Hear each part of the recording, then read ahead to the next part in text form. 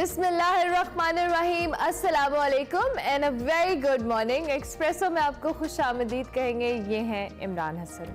अभी तक इमरान हसन ये है इमरान हसन। इस उम्मीद और दुआ के साथ कि आप खैरियत से हैं। Good morning Pakistan. उम्मीद है, दुआ है, यकीन भी है अगर आपका दिन शुरू हो चुका है तो अच्छे से शुरू। लेकिन इमरान हसन बाकायदा तौर पे 3 लेयर्स में गर्मी है, 3 लेयर्स में, राइट? आपके रूम का टेम्परेचर, आपके लाउंज का या गैलरी का और बाहर का टेम्परेचर, और तीनों में ही गर्मी है। फ्रैंकली स्पीकिंग ठंडा होके नहीं दे रहा है। वो लोग जो कि इस वक्त खास तौर पे अपर फ्लोर्स के ऊपर रहते हैं, भाई वो तो जैसे पंजाबी जी कहते हैं पुज्ज गए। वाकई सही बात है। मैं खुद अपर पोर्शन में रहती हूँ। आई नो कि ऐसे लग रहा होता है कि हर तरफ से ना गर्मी के थप्पड़ पड़े लिटरली, क्योंकि आपकी धूप आ रही होती है कमरों में डायरेक्टली। अनफॉर्चुनेटली गर्मी इतनी शदीद है। और वैसे मैं आपको बता दूं, महकमा मौसमियात ने खबरदार भी किया हीट वेव के हवाले से। आप लोग गैर जरूरी तौर पे गर्मी में बाहर निकलने से परहेज करें। पानी पिएं, पानी ज्यादा से ज्यादा पिएं। मैं जाती तौर पे फील करूं कि हमारी बॉडी डिहाइड्रेट हो रही है, सो प्लीज पानी ज्यादा से ज्यादा पिएं।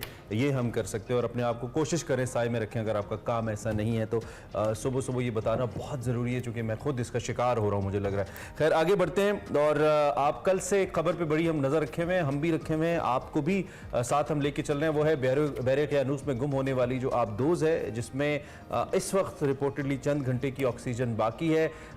इसकी तलाश के लिए कनाडा की बहरिया ने जदीद तरीन मशीनरी से लेस बहरी जहाज रवाना कर दिया है। तलाश के इलाके में ज़ेरे आब आवाज़ों का पता लगाया गया है। और अब पैसिफिक के पानियों में लापता आबदोज की खोज के लिए इस वक्त सरतोड़ कोशिशें जारी हैं। इसमें सवार 2 पाकिस्तानी भी हैं। इस समेत 5 अफराद हैं, वो एक मोजज़े के मुंतज़िर हैं। और गैर मुल्की खबर रसां एजेंसी के मुताबिक जो कनाडा का तैयारा है, उसने बहरे-ए-क़यानूस में टाइटैनिक डूबने के मकाम पर मुख्तलिफ आवाज़ों की निशानदेही भी की है। बिल्कुल, और मुमकिन तौर पर ये आवाज़ें 4000 मीटर की गहराई से आबदोज में बैठे अफराद की जानिब से सिग्नल के तौर पर भेजी जा रही हैं। और आबदोज की तलाश के लिए बरतानवी कंपनी ने जदीद रोबोट्स रवाना किए हैं, जो समंदर की 6000 मीटर गहराई में सर्च ऑपरेशन कर सकते हैं। रॉयल कैनेडियन नेवी ने भी जदीद तरीन मशीनरी से लेस बहरी जहाज को सर्च ऑपरेशन के लिए रवाना किया है। और आबदोज की निशानदेही पर उसे जदीद मशीनरी इस्तेमाल करते हुए केबल की मदद से समंदर की सतह पर लाया जा सकता है। बरतानवी अखबार ने जी गुमशुदा जो आबदोज है उसकी हिफाजती खामियों से मुतल्लिक कुछ हैरत अंगेज या होशरुबा इंकशाफात किए हैं। इनके मुताबिक जी सिक्योरिटी खदशात के बावजूद आबदोज को आज़ाद इंस्पेक्टर्स से चेक कराने से इनकार किया गया। माजी में ओशियन गेट कंपनी के जो साबिक डायरेक्टर हैं, उन्होंने भी इस हवाले से खबरदार किया था कि इंतहाई गहराई में आबदोज मुसाफिरों के लिए खतरे का बाइस बन। बिल्कुल, द मिरर अखबार है जिसने ये तफसीलात शाया की हैं। ताहम कंपनी ने इससे मुतालिक इस वक्त उनका कहना है कि कोई हिफाजती इंतजामात नहीं किए। अच्छा, एक खबरें ये भी आ रही है कि जब इसका टेस्ट रन किया गया था तो वो भी पहला फ्लॉप हुआ था, कामयाब नहीं हुआ था, और दूसरा फिर किया ही नहीं गया। और इमरान, इसमें ये भी एक फैक्टर है कि ये आबदोज जो है ये अंदर से they are unable to open it. इसको बाहर से इसके बोल्ट्स हैं जो लॉक हो जाते हैं ऑटोमेटिकली, और उनको बाहर से खोलना पड़ता है। So there are lot of questions इसकी सिक्योरिटी सेफ्टी के हवाले से। वो तो खैर बाद में ही एड्रेस किए जाएंगे। पहले तो हम सब दुआ करते हैं कि जो 5 लोग उस आबदोज के अंदर मौजूद हैं वो खैर आफियत से आ जाए। और अभी भी घंटे हैं, ऑक्सीजन वहां पे है, उनके पास बैकअप। अल्लाह करे कि टाइमली उनको रेस्क्यू किया जाए और वो लोग वापस आए। ये फिर बाद में सवालात जो है इनको एड्रेस किया जाना बहुत जरूरी है। जाने बचना बहुत जरूरी है। पाकिस्तान में भी कुछ अहम खबरें आ रही हैं। पाकिस्तान के मुख्तलिफ करंट अफेयर्स की अगर हम बात करें, खास तौर पे जो अदालती मामलात हैं पाकिस्तान के, उस हवाले से भी इनिशियली आपको बताते चले, सदर मुमलिकत डॉक्टर आरिफ अलवी ने जस्टिस काजी फायज ईसा की बतौर चीफ जस्टिस ऑफ पाकिस्तान तैनाती कर दी है। हमारे सदर के प्रेस विंग की जानिब से जारी करदा बयान के मुताबिक सदर मुमलिकत डॉक्टर आरिफ अलवी ने जस्टिस काजी फायज ईसा को बतौर चीफ जस्टिस ऑफ पाकिस्तान तैनात करने की मंजूरी दे दी, जिसका इतलाक 17 सितंबर 2023 से होगा। जस्टिस उमर अता बंदयाल साहब इस तारीख को रिटायर होंगे और जस्टिस काजी फायज ईसा साहब जो हैं तो अपने ओहदे का चार्ज संभालेंगे। आइन के आर्टिकल 179 के तहत 16 सितंबर 2023 को बंदयाल साहब अपनी मुलाजमत से रिटायर हो जाएंगे। सदर मुमलिकत ने चीफ जस्टिस की जो तैनाती है ये आइन के आर्टिकल 175A(3) के तहत की है। और सदर मुमलिकत जस्टिस काजी फायज ईसा से 17 सितंबर 2023 को इस ओहदे का हलफ भी लेंगे, जो पाकिस्तान का सबसे बड़ा ओहदा है बतौर सुप्रीम कोर्ट के चीफ जस्टिस का। दूसरी जानिब वजारत कानून और इंसाफ ने जस्टिस काजी फायज ईसा की बतौर चीफ जस्टिस ऑफ पाकिस्तान तैनाती का बाज़ाबिता नोटिफिकेशन भी जारी कर दिया है। जस्टिस काजी फाइज ईसा जजेस के एहतसाब, शफाफियत और पार्लियामेंट की बालादस्ती पर यकीन रखते हैं। बहुत बेहतरीन रिप्यूट के जज हैं, जबकि सियासतदानों की ताहयात नाअहली की मुखालफत में बरमला अपनी राय भी दे चुके हैं। दूसरी जानिब माजी में भी जस्टिस फाइज ने सियासी इंजीनियरिंग और जो तब्दीली प्रोजेक्ट था इसका तस्करा किए बगैर फैजाबाद धरना, आपको याद होगा, इस केस का फैसला दिया था, जो कुछ हल्कों की तबा पर नागवार भी गुजरा था, गिरां भी गुजरा था, और तहरीक इंसाफ ने सदर मुमलिकत आरिफ अलवी के जरिए उनके खिलाफ एक रेफरेंस भी भेजा था Pakistan judicial council, supreme judicial council के अंदर, और अगरचे के उनके हक में फैसला आया था, लेकिन ये कोशिश भी तहरीक इंसाफ और इमरान खान और आरिफ अलवी साहब की तरफ से इनफेक्ट की गई थी। अब जस्टिस काजी फाइज ईसा की जो तैनाती है, इसकी मंजूरी के बाद सदर मुमलिकत को ही उनसे हलफ भी लेना होगा, और कल उन्होंने उनकी जो तैनाती है उसको नोटिफिकेशन भी जारी किया। सो बदलता है रंग आसमां कैसे कैसे। बिल्कुल। और इसके आपने सुप्रीम कोर्ट का जिक्र किया, इससे आगे रिलेटेड एक खबर है हमारे पास। आज एक अहम केस की समाअत होने जा रही है। फौजी अदालतों में जी सिविलियन ट्रायल के खिलाफ मुख्तलिफ दरखास्तों पर चीफ जस्टिस ने 9 रुकनी लार्जर बेंच बना दिया है। इस लार्जर बेंच में जी सीनियर तरीन जस्टिस काइज फाइज ईसा साहब भी शामिल हैं। इसके साथ साथ सदर मुमलिकत ने सुप्रीम कोर्ट में, जैसे हमने कहा कि अहम तैनाती की जो मंजूरी है वो भी दे दी है, इसका नोटिफिकेशन भी जारी कर दिया गया है। और इस हवाले से आपको बताएं तो वो 16 सितंबर को चीफ जस्टिस उमर अत्ताब बंदियाल के रिटायरमेंट के बाद 17 को चीफ जस्टिस का हल्फ उठाएंगे जस्टिस काइज फाइज ईसा साहब। तो ये कुछ अहम डेवलपमेंट थी सुप्रीम कोर्ट के हवाले से जो हमने आपके साथ शेयर की। मजीद हमारे पास बहुत कुछ है। एज यूजुअल हमारी बड़ी खबर में हम इकोनॉमी कैसे बात करते हैं, जिस पे बात करना बहुत जरूरी है, तो आपको बताते हैं आज की बड़ी खबर।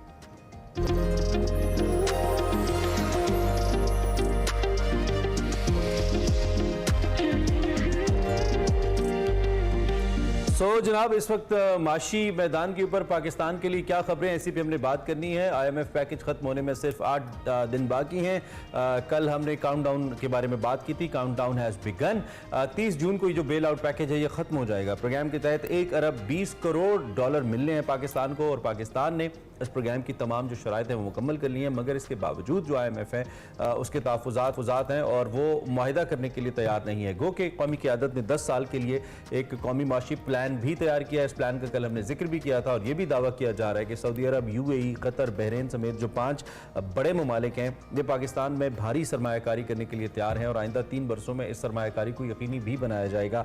फिर भी IMF मुआहिदा करने के लिए तैयार नहीं है। ये एक डू एंड डाई की सिचुएशन है प्रोग्राम की बहाली के लिए। इस वक्त बहरहाल हुकूमत जो है वो अपनी आखिरी कोशिशें करती नजर आती है मुख्तलिफ सूरतों में। बिल्कुल, मुख्तलिफ मुल्कों के सफारत खानों के दौरे किए जा रहे हैं। अमेरिका और बरतानिया से बार बार मदद की दरख्वास्त की जा रही है। 2 दिन पहले वजीर खजाना इसहाक डार साहब ने बरतानवी सफीर से मुलाकात की और मुआहदे के लिए बरतानिया की मदद भी मांगी। गुज़िश्ता रोज़ जी उन्होंने अमेरिकन एम्बेसडर से मुलाकात की और उन्हें IMF प्रोग्राम के हवाले से किरदार अदा करने की दरख्वास्त की। वजीर आज़म शहबाज शरीफ भी न्यू ग्लोबल फाइनेंसिंग समिट में शिरकत के लिए पेरिस पहुँच गए हैं, और इसके साथ साथ ज़राए के मुताबिक दफ्तर खारजा वजीर आज़म शहबाज शरीफ की IMF के जो अहम ओहदे पर हैं, MD हैं, उनसे मुलाकात की कोशिश भी कर रहे हैं। और एक तरफ पाकिस्तान तकरीबन $1.5 बिलियन के लिए अमेरिका और बरतानिया की मिन्नतें तरले तो कर रहा है, भाग दौड़ भी कर रहा है। दूसरी तरफ देखें जी, नरेंद्र मोदी साहब 3 सरकारी दौरे पर अमेरिका पहुंच गए हैं। वो मोदी जिनको अमेरिका का वीजा नहीं मिलता था, आज वो अमेरिका के स्टेट गेस्ट के तौर पे वाशिंगटन में मौजूद हैं।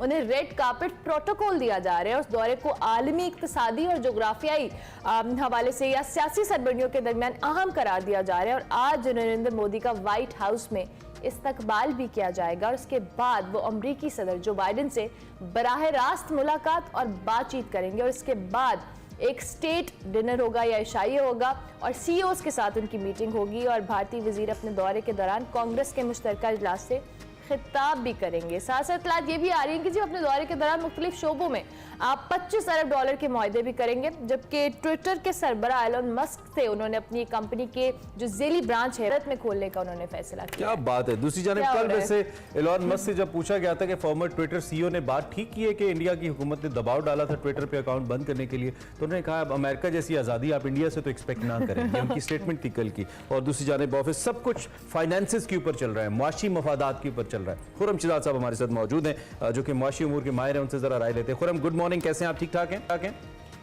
जी बिल्कुल ठीक ठाक, thank you, good morning. Thank you very much for joining us. Khurram, सबसे पहले तो हमें सवाल हमारा वही है, चूंकि सिचुएशन वही है, सिचुएशन नहीं बदल रही है। पाकिस्तान ये जो हेल्प सीख कर रहा है मुख्तलिफ ममालिक से, दुनिया को बहुत अच्छे तरीके से इस वक्त ये पिक्चर नजर आ रही है कि पाकिस्तान को IMF की जरूरत है, और इन केस अगर IMF पाकिस्तान के साथ ताउन नहीं करता, पाकिस्तान की मईशत बहुत ज्यादा चैलेंजेस का शिकार हो सकती है। और ये न सिर्फ पाकिस्तान बल्कि दुनिया के भी हक में नहीं है। सीइंग पाकिस्तान की जो सिचुएशन है, ज्योग्राफिक लोकेशन है, स्ट्रेटेजिक पाकिस्तान की पोजीशन है, आप कैसे देख रहे हैं दुनिया अगर अपना ताउन नहीं दे रही है, नहीं दिखा रही, खासतौर पर बड़े ममालिक अमरीका जैसे? देखिए, दुनिया तो नहीं, अगर जो है वो आपको लिफ्ट नहीं करा रही तो ये तो आपके अपना प्रॉब्लम है, आपको अपना घर ठीक करना है, वो तो हमारे अपने इश्यूज हैं। और ये हम ये नहीं कह सकते कि दुनिया तो प्रॉब्लम हो जाएगी अगर हम जो है डिफॉल्ट कर गए या हमारा जो है प्रॉब्लम हो गया। तो ये तो देखिए, अब दुनिया बहुत आगे निकल चुकी है। इस तरह की बातें मैंने नहीं ख्याल हमें कोई फायदा देंगी। अब तो हमें ये देखना है कि हम क्या कर रहे हैं और हमें क्या करना चाहिए। उसमें हमने बजट देखें किस तरह का दिया है, हमारी एक्सपीरियंस नजर नहीं आती है कि हम जो है अपने कर्जों को कम करेंगे या अपने कर्जों को रिप्रोफाइल करने की कोई कोशिश करें, या फिर हम अपने खर्चों को कम करें और टैक्सेस वहाँ लगाएं जहाँ लगाने चाहिए। ये कोई रॉकेट साइंस नहीं है अपनी इकोनॉमी को बेहतर करना और जो है दुनिया के साथ चलना, ट्रेड करना, इन्वेस्टमेंट लेकर आना और पाकिस्तानी अवाम को जो है फायदा देना, रिसेशन कम करना, इंटरेस्ट रेट कम करना, जो फॉर्मल बिजनेस है उनको सपोर्ट देना, और जो बिजनेस आपके पास आ रहे हैं इन्वेस्टमेंट के लिए उनको जो है हर तरह के इंसेंटिव देना जो कि आपको इकोनॉमी को आगे चलाएं। तो मेरे ख्याल में हम खुद ही अपने आप को जो है वो देखें ना, इंडिया की तरफ अगर आप देखें, बांग्लादेश देखें, चाइना देखें, इन सब में मुश्किल दिखती हैं। तो हम तो नहीं है दुनिया में मुल्क जितना जो मुश्किल देख रहा है, लेकिन प्रॉब्लम ये है कि मुश्किल से निकलना जो है वो आना चाहिए और फिर वापस जो है वो चीजें नहीं करनी चाहिए जो कि मतलब आपको चैलेंजेस की तरफ लेके जाए। लेकिन हम रिपीट करते हैं, हम ऐसी वाहिद कौम है जो कि सबसे ज्यादा IMF के पास गई है और फिर भी ठीक नहीं हुई। तो इसका मतलब ये थोड़ी है कि आप डॉक्टर के पास जा रहे हैं, आपको डॉक्टर जो है वो कह रहा है जी ये दवा खाएं, आपको दवा आप खाते नहीं है, साइक्लोसेक देते हैं, फिर आप कहते हैं डॉक्टर साहब जो है मेरी तबीयत ठीक नहीं है, डॉक्टर साहब फिर आपको दवा देते हैं, तो डॉक्टर साहब भी तंग आ गए, आप कहते हैं आप मेरे पास मत आए क्योंकि आप जो है ना मेरी प्रिस्क्रिप्शन खाते नहीं है, अब मेरे पास आते रहते हैं, बदनाम मुझे करते हैं। तो देखिए, प्रॉब्लम ये कि हम अपने खुद झांके अपने गर्दन अपने गिरेबान में इस तरह से हम जो है वो अपने आप को खराब करते हैं। अच्छा खुरम, आपने खुद भी बात की कि अनफॉर्चुनेटली हमारे यहाँ प्लान्स बनते हैं, बड़े बड़े प्रोजेक्ट्स की अनाउंसमेंट होती है, लेकिन जब इम्प्लीमेंटेशन की बात आती है, रिफॉर्म्स की बात आती है, तो हमारी प्रायोरिटी का वो हिस्सा है ही नहीं। अभी अमेरिका से या IMF से या बरतानिया से हेल्प मांगना अब इसका लॉन्ग टर्म सोल्यूशन तो नहीं है। दो की कौमी क़यादत ने एक कौमी मौशी प्लान तरतीब दिया है। पाकिस्तान का यही तो अलमिया है कि आपने खुद भी जिक्र किया कि प्लान बन जाते हैं, लेकिन जब अमल दरामद की बात आती है तो फिर उसमें कहीं ना कहीं झोल रह जाता है। आप इस मौजूदा सूरत हाल के अंदर ये जो प्लान्स बनाए गए हैं इकोनॉमिक के हवाले से, इकोनॉमी के हवाले से, सो इन पे इम्प्लीमेंट करना या इनको लॉन्ग टर्म लेके चलना कितना पॉसिबल होगा? पॉसिबिलिटी तो सारी है, ये पॉसिबिलिटी का इशू नहीं है कि यार कोई चीज पॉसिबल है या नहीं है। हमने अगर कोई जो है सोचा है कि जी इस इकोनॉमी को बेहतर करना है तो वो कितना पॉसिबिलिटी हमेशा हो जाती है। प्रॉब्लम ये होता है कि हम उस पॉसिबिलिटी को अचीव करने के लिए कौन सी टीम डालते हैं, किस तरह से उसको हम एक अमली जामा पहनाते हैं, हम प्लान तो कर लेते हैं, लेकिन प्रॉब्लम वही है कि जब हम जो है उसको एक्चुअल एग्जीक्यूशन की बात आती है तो हम फिर रुक जाते हैं, देखते हैं कि पॉलिटिकली बेहतर क्या है और इकोनॉमिकली बेहतर क्या है, तो हम पॉलिटिकली जो बेहतर होती चीजें वो करते हैं। अभी भी आप देखें कि हम जो बजट दिया है हमने गवर्नमेंट ने, तो वो बेसिकली इसी तरह से दिया है कि 2 महीने की गवर्नमेंट है और उस हिसाब से बजट जो है आप वो रिफ्लेक्ट नहीं करता जो हालात है हमारे। और हम बिल्कुल बजट में इतने खुले हो गए कि हमने हर चीज कर्जों से फंड करनी है। यानी कि हमने ये कहा कि हमारे पास अगर 100 रुपए हैं और 57 रुपए हम सूबों को दे देंगे तो बाकी 43 रुपए जो है उसमें हम जो है डिफेंस भी करेंगे, उसमें हम पेंशन भी करेंगे, उसमें हम डेवलपमेंट भी करेंगे, उसमें हम और 50 चीजें भी करेंगे। लेकिन हमने ये नहीं देखा कि वो 43 रुपए की जगह हमने 70 रुपए कर्जा भी देना है। तो अगर 43 में 70 रुपए में से 43 रुपए निकाल दूं मैं, तो बाकी जो बचते हैं वो यानी कि मैं शुरू अपना जो बजट है वो शुरू ही कर्जों से कर रहा हूँ। आप सोचें। अच्छा खुरम, जो प्रॉब्लम वो करता हूँ, ठीक है, बिल्कुल ठीक है, मिसमैच है ना। सो खुरम, एक स्टोरी आज शहबाज राना साहब की छपी है रोजनामा एक्सप्रेस के अंदर, जिसमें अमेरिका ने पाकिस्तान से ऑल्टरनेटिव उनके मुताबिक प्लान मांगा है कि इन केस अगर IMF मुआहिदा नहीं होता तो पाकिस्तान के पास ऑल्टरनेटिव क्या है। और रिपोर्टेडली ये भी उस खबर में कहा गया है कि पाकिस्तान शायद वंस अगेन एक एमनेस्टी स्कीम लेके आ सकता है जिसमें काला धन सफेद किया जाए और लोगों से सवाल ना किया जाए उनके रिसोर्सेज के बारे में। में। पाकिस्तान ये पहले, I believe, correct me if I am wrong, I think 3 दफ़ा ये स्कीम पहले भी ला चुका है। PMLN के दौर में भी आई और आई बिलीव 2 दफ़ा तहरीक इंसाफ के दौर में भी आई, और इसको दुनिया में फेटिफ के पॉइंट ऑफ व्यू से भी बहुत अच्छे तरीके से नहीं देखा गया, चूंकि इसमें मनी लॉन्ड्रिंग का बहुत ज़्यादा अंसर है और वो सारे ज़राए इसमें आ जाते हैं जो जिसको लीगल कंसिडर नहीं किया जाता in terms of their money generation.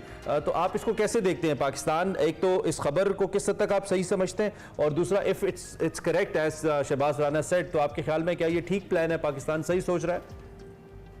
अरे देखिए, एमनेस्टी तो हम 20 दफा ला चुके हैं। ये प्रॉब्लम है एक्चुअली, एमनेस्टी हल नहीं है, ये प्रॉब्लम है, क्योंकि इससे जेन्युइन टैक्स पेयर होता है वो डिस्करेज होता है। मतलब इसलिए आप देखें ना, पिछले आप 6-7 साल का ही अंदाजा ले लें, वो लगा लें, एक असेसमेंट लें, बल्कि 6-7 नहीं, आप 2014 से लगाएं या 15 से लगाएं, कितनी एमनेस्टी हम दे चुके हैं पता है आपको? हम 6-7 एमनेस्टी दे चुके हैं, और कुछ तो एमनेस्टी ऐसी जो ऑनगोइंग बेसिस पे चल रही है, तो हम एमनेस्टी कहते ही नहीं है। तो प्रॉब्लम यह है कि हम जब एमनेस्टी की बात करते हैं तो मैं और आप जो कि एट सोर्स टैक्स दे रहे होते हैं, और हम फिर फाइलर भी बनते हैं इसलिए कि जी हम सही होना चाहते हैं और सही टैक्स देना चाहते हैं। तो हमारे लिए कितनी बड़ी डिस्करेजमेंट है ये कि जी आप एक काम करें, आप तो टैक्स देते रहें, और जो आपकी जगह चोरी कर रहा है हम उसको जगह देते रहेंगे आपके टैक्स की, जी ये लें, आप चोरी भी करें और आप 1 साल बाद फिर आके जो है ना वो 2-3% पे अपनी सारी चोरी माफ कर लें। ये तो प्रॉब्लम है, ये हल थोड़ी है। अगर ऐसा होता है, अभी भी देखे ना, एक हमने चीज ये की कि $1 लाख आप लेकर आ जाएं कैश में, तो हम आपसे पूछेंगे नहीं। अब प्रॉब्लम ये कि हम सोचते ही नहीं है कि हम FATF की इतनी मुश्किल से ग्रे लिस्ट पे निकले हैं, हमारे ऊपर दुनिया की नजरें हैं, हम तो कमजोर नहीं हो चुके हैं। लेकिन फिर खुरम क्या करें? वो कहते हैं ना, जब इंसान डूब रहा होता है, डूबते को तिनके का सहारा, वो फिर हाथ मारेगा, वो जो भी हाथ में आएगा वो चाहेगा कि मैं कम से कम इस कंडीशन से निकलूं। देन पाकिस्तान के पास है क्या? एक बात तो तय है कि पाकिस्तान की पिछली हुकूमत ने गलतियां की, हम सब जानते हैं, और उस गलतियों को खुमियाजा इस वक्त पाकिस्तान भुगत रहा है। जो हमने बजाय पेट्रोल प्राइसेस बढ़ाने के पॉलिटिकल मफाद के लिए प्राइसेस कम की, एक एतमाद टूटा, डेफिसिट ऑफ ट्रस्ट हुआ, और वो अभी तक चल रहा है। लेकिन अब फिर ऑप्शंस क्या हैं? आप ठीक कह रहे हैं कि ये स्कीम्स ठीक नहीं है, दे हर्ट समहाउ, लेकिन फिर ऑप्शंस क्या हैं? तो आप खुद ही तो अभी हल बता रहे हैं कि भाई आपको पेट्रोल प्राइसेस कम नहीं करनी चाहिए थी, सब्सिडी नहीं देनी चाहिए थी, खर्चे कम करने चाहिए थे, टैक्सेस सही जगह लगाने चाहिए थे। ये तो हल है कि आपने नहीं किए। मतलब मैं ये कह रहा हूँ कि आपको अगर रिटेल पे टैक्स लगाना है, होलसेल पे लगाना है, प्रोफेशनल्स पे लगाना है, एग्रीकल्चर पे लगाना है, रियल एस्टेट पे लगाना है, तो आप क्यों नहीं लगाते? आप वो वहाँ वोट बैंक है आपका, इसलिए आप नहीं लगाते। देखिए, जब तक हम पॉलिटिक्स को प्रायोरिटी देंगे इकोनॉमिक्स के ऊपर, आपका यही हाल होगा। कोई रॉकेट साइंस नहीं है, मैं कह रहा हूँ। फिर दूसरी तरफ 30% अपना, तकरीबन 30% अपने खर्चे काटें, पब्लिक सेक्टर एंटिटीज को खत्म करें, बंद करें, बेचें, जो भी करना है करें, ठीक करें, उसमें आप जान मारे ना। आप पेंशन की जो है रिफॉर्म लेकर आए। उसके अलावा आप जो है एनर्जी का कितना बड़ा प्रॉब्लम आपके यहाँ खड़ा होता जा रहा है, आप उसको ठीक ही नहीं करते। PSDC की जो डेवलपमेंट प्रोग्राम है वो आप अपने MNA को अपने जो है करने के लिए बढ़ा दिया अपने सर, ये सारे हल ही तो हैं। तो मैं ये कह रहा हूँ कि मैं और आप तो ये बात कर रहे हैं कि भाई इसको करते क्यों नहीं है? करते नहीं है, फिर आप कहते हैं कि हल क्या है? हो क्या सकता है? सही कह रहे हैं, सही कह रहे हैं, क्योंकि आप और मैं इसको अगर एक जुमले में समाऊं तो विल नहीं है, ऐसा लगता है विल नहीं है। अपने सियासी मफाद को कौमी मफाद पे मुस्तकिल तरजीह दी जा रही है। Khurram, thank you very much for your time, बहुत शुक्रिया, आपने अहम मौजू पे ज्वाइन किया और अपनी एक्सपर्ट ओपिनियन दी। खुरम शहजाद का ये कहना था कि विल नहीं है, हम अगर टैक्स करना शुरू कर दें, जो कि हम कर सकते हैं, सेक्टर्स का भी जिक्र किया खुरम ने, तो उसके बाद हम यकीनी तौर पर जो फ्लो ऑफ मनी है उसको बेहतर कर सकते हैं। और ये हल नहीं है कम से कम एमनेस्टी स्कीम्स को, काले धन को सफ़ेद करना, लेकिन हुकूमत अपने तजर्बे के मुताबिक डार सब अपनी कोशिश कर रहे हैं। सो देखते हैं कि रिजल्ट क्या आता है, इस पे बात करते रहेंगे। ब्रेक से पहले हमारे पास यूनान कश्ती हादसे में बड़े पैमाने पर अमवात के बाद प्राइम मिनिस्टर के कहने के ऊपर जो क्रैकडाउन है FIA हरकत में आ रहा है, और काफ़ी हद तक क्रैकडाउन को भी कंटिन्यू किया जा रहा है। ज़राए के मुताबिक जी इंसानी स्मगलिंग में मुलविस 10 बड़े इंसानी स्मगलर्स को गिरफ्तार किया गया है और तहकीकात भी की जा रही हैं, जबकि 16 मुकदमात भी दर्ज किए जा चुके हैं। दूसरी जानिब जी प्राइम मिनिस्टर शहबाज शरीफ की ज़ेर सदारत यूनान के करीब जो कश्ती उलटने के वाक़े से मुताल्लिक इजलास हुआ। वज़ीर आज़म को बताया गया कि कश्ती में एक अंदाजे के मुताबिक 700 के करीब लोग सवार थे, जिनमें ज़्यादातर का ताल्लुक शाम, लिबिया और पाकिस्तान से था। साथ साथ वज़ीर आज़म शहबाज शरीफ साहब ने जी मामले की तहकीकात को जल्द मुकम्मल करने और FIA को इस हवाले से रोकथाम के लिए मौसर इक़दाम उठाने की भी हिदायत की है, और मुतल्लिका इदारों को मुतासरीन के अहले खाना से मुसलसल राबते में भी रहने की हिदायत की है।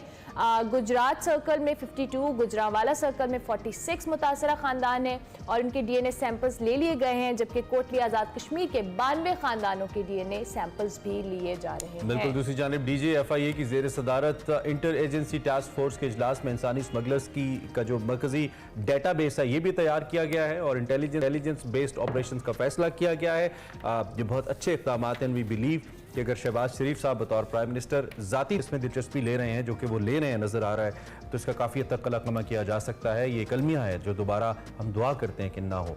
एक ब्रेक लेते हैं, ब्रेक के बाद वापस आते हैं।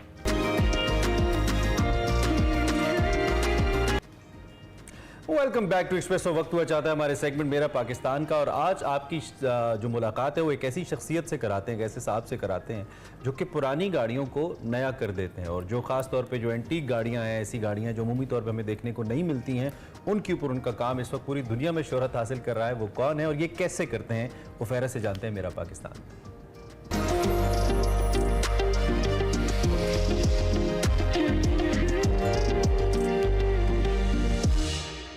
दुनिया की महंगी तरीन गाड़ियां फरारी, लैम्बोर्गिनी और जोंडा पगानी के अलावा बैटमैन की पहली कॉपी किट तैयार करने वाले एक पाकिस्तानी के शोरूम में आज मैं मौजूद हूं, जहां पर मिलियन ऑफ डॉलर्स की गाड़ियां चंद लाखों में तैयार की जाती हैं।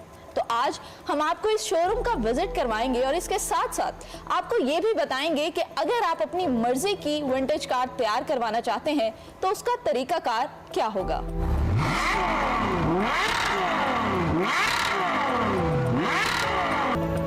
सर, मुझे सबसे पहले तो ये चीज बताइए कि इस तरफ आने का शौक कैसे हुआ और कितने साल से आप ये काम कर रहे हैं। बेसिकली जी I am by profession, I am an engineer.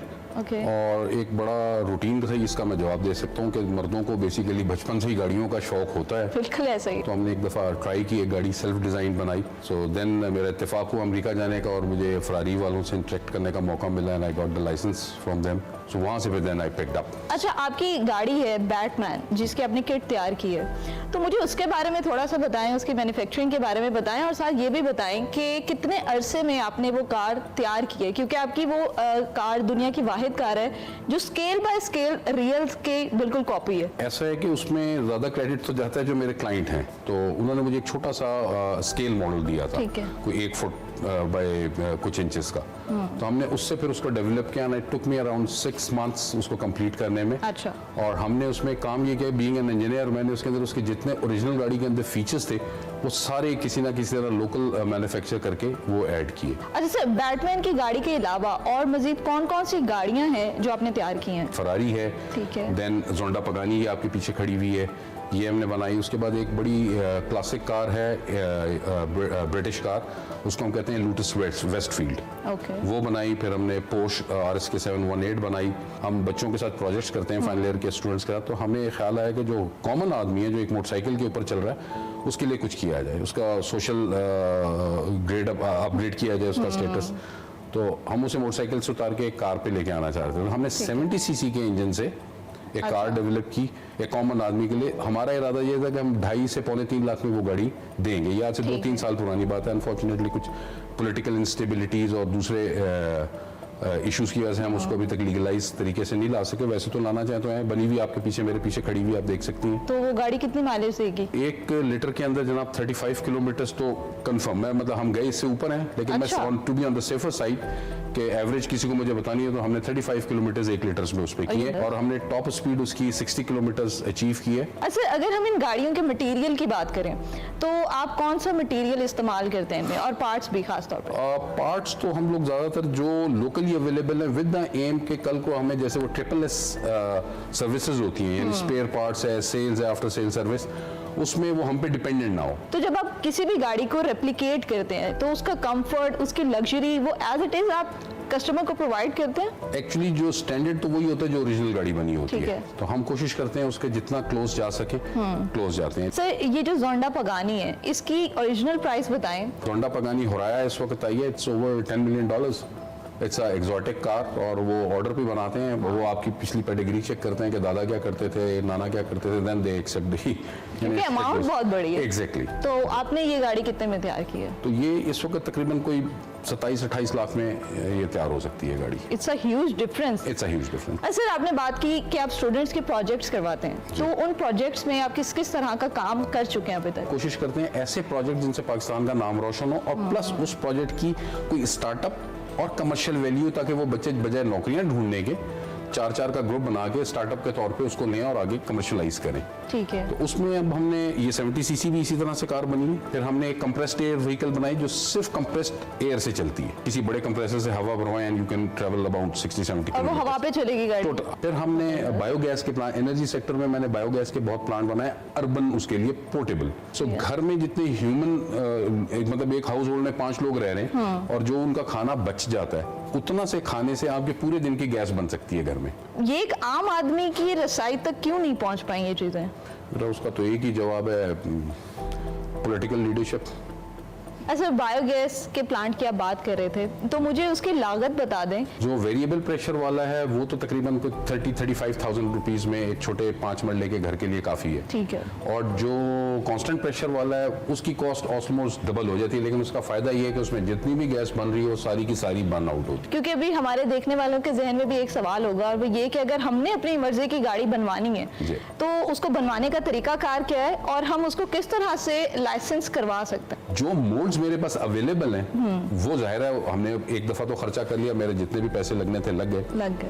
तो अब हम मोल्ड में से पीस निकालते हैं, उसको एक ही गाड़ी की कॉस्ट पे करनी है। दूसरा, अब हमारे पास 2 तरीके हैं, उसका जो नीचे का फ्रेम है वो हम खुद बनाते हैं, स्पेस फ्रेम हम उसको कहते हैं। ठीक हो गया। अगर उसने एज अ कलेक्टर बनानी है, कभी कभी चलानी है, कोई नहीं पूछता एग्जीबिशन में ले, जिस तरह डेली यूज करनी है, it has to be legal number लगा। तो उसको फिर हम एडवाइस करते हैं कि आप हमें जो बॉक्स चेसी होता है जिसमें नीचे फ्रेम होता है प्रॉपर, ठीक है, वो गाड़ी आप कोई ले लें, पुरानी सी कोई 40,000 वाली 50,000 वाली, उसकी किताब की उसी के ऊपर फिर हम अपनी बॉडी रख के उसको एग्जैक्ट उस तरह कर लें। तनवीर साहब, बहुत अच्छा लगा आपसे बात करके और उम्मीद करती हूँ कि आपके ये जो प्रोडक्ट्स हैं वो बहुत जल्द हमें लाहौर की सड़कों पर नजर आए। आई होप सो जी। Thank you very much. Thank you so much. नाज़रीन, पाकिस्तान में आज भी बहुत से ऐसे इंजीनियर्स मौजूद हैं जो पाकिस्तान को तरक्की की राह पर गामजन करने के लिए कोशा हैं। अगर इनकी काविशों को लीगलाइज कर दिया जाए तो यकीन मानिए पाकिस्तान और इसमें रहने वाले लोग बहुत तरक्की करेंगे। उम्मीद करती हूँ कि आपको आज का ये सेगमेंट पसंद आया होगा। मुझे दीजिए इजाज़त और देखते रहिए एक्सप्रेसो।